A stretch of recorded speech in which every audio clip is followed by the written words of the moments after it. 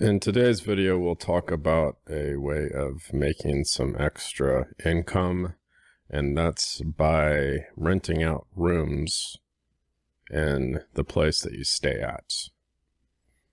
The nice thing about doing that is you increase utilization of your place.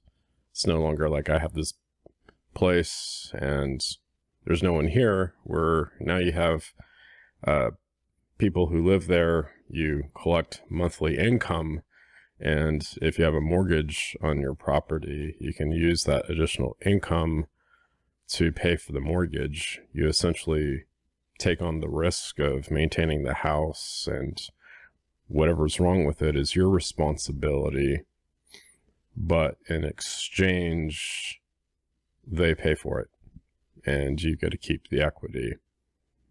On their side, it gives them a place to stay at a discount, because in 2023 and especially 2022, rent prices are through the roof for whatever reason.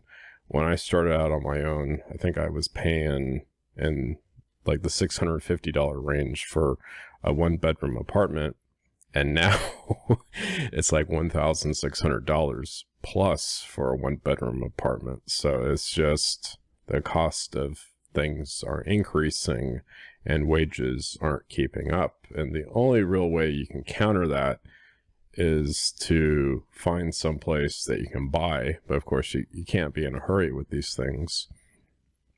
And where I lived at, it's a drive from work. But after living here for about 17 years, you have all these rich people.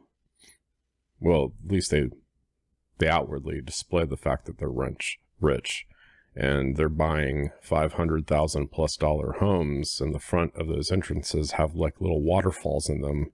And my place does not have a waterfall in front of it, and I'm completely okay with it, because in my situation, it's paid for, and you can use that extra money.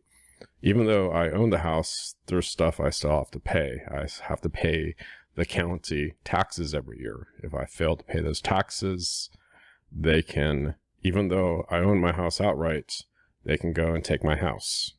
So there's kind of like this slave kind of mentality that progresses throughout the system. I live in a nicer area, and there's a community development district associated with it, a CDD, and there's a layer of fees on top of it. And on top of that, there's a homeowners association, and I have to pay another layer of fees on top of it. So essentially, at where I'm currently living at right now, there are two layers of unnecessary fees that I'm paying for each year.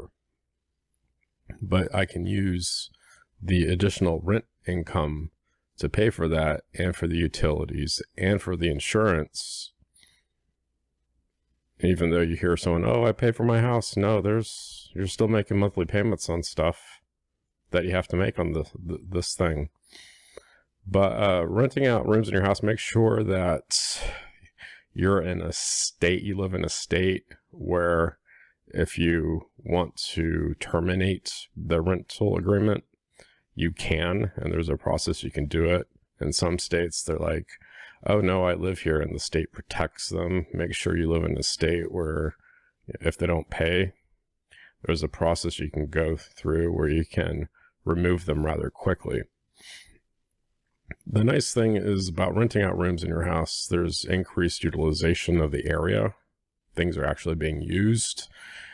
There's a decrease in privacy. You cannot walk in your house with your birthday suit on. You have to put on clothes because there's other people here. Things are shared. For example, if you want to cook dinner and someone else is cooking dinner, you're going to have to wait your turn. There may be a load of laundry in that dryer and you have to ask someone to remove it. It's a part of renting out a room in your house and sharing things. There's also increased wear and tear on things in the home. The garage door opens up more. Doors open and close more, with more than one person living there. And with that comes increased repairs, which it's stuff I've had to do before, living here by myself. And for example, you have to fix a faulty toilet valve. It wasn't filling up properly, and I've done it before, but either I can call someone and do it, or I can do it myself for significantly cheaper. And the worst thing I've had happen so far is the invasion of crazy ants. It rained at my place for like a month straight, and the ants came first going through the bathroom, and then after I patch all that stuff up, they reroute to the kitchen, and I am laying down poison around the house, laying down traps in the kitchen. And the crazy ants, for whatever reason, they like to congregate and have meetings where the wall meets the ceiling, I guess because it's warm. But eventually they get the message and go away. And that's the worst thing I've had happen. But yeah, that's an additional way you can make income. You can either use it to pay down the mortgage, pay down things associated with the mortgage, or you can invest it in extremely boring things that grow slowly over time, and you can use the income that those investments generate to pay for daily expenses like utility bills, insurance, and stuff. So instead of directly paying for it now, you defer it and you learn how to slowly grow it over time. So hopefully one day it can pay for the whole entire thing in 10, 15, 20 years. And people ask me, well, why don't you take out a home equity line of credit or HELOC on my current home to buy some rental property? And for me, taking care of one house by myself is more than enough. And I don't want to make my life more complicated than it needs to be. But I know for some people, rental properties are way cool. But again, you're kind of getting into the personal finance area where people have their opinion about different things. That's it for this video. And of course, thanks for watching.